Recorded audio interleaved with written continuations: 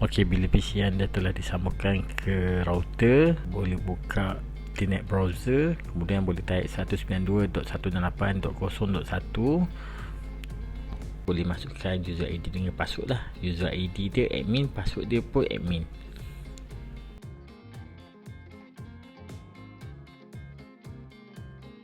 Okey, sekarang ni ada keluar pop-up untuk masukkan user ID dengan password yang baru. Sebaik-baiknya anda tukarlah pakai password yang baru.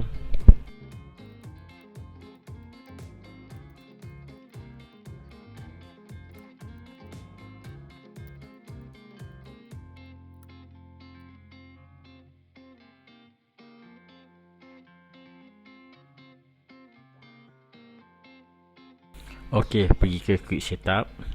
Anda boleh ambil select time zone Kuala Lumpur. Okey, untuk internet connection anda boleh buat pilihan UniFi mode.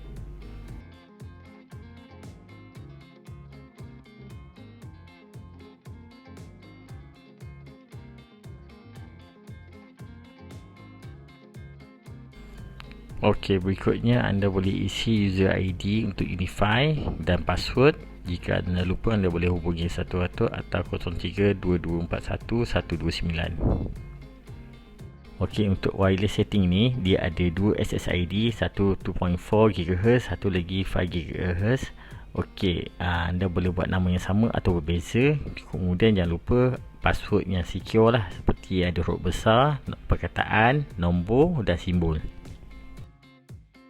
Okey, ini bahagian semula ini anda boleh tengok detail yang tadi untuk SSID apa semua, boleh semak balik lah. Kalau ada isi tersalah ke password ke apa ke, boleh check balik.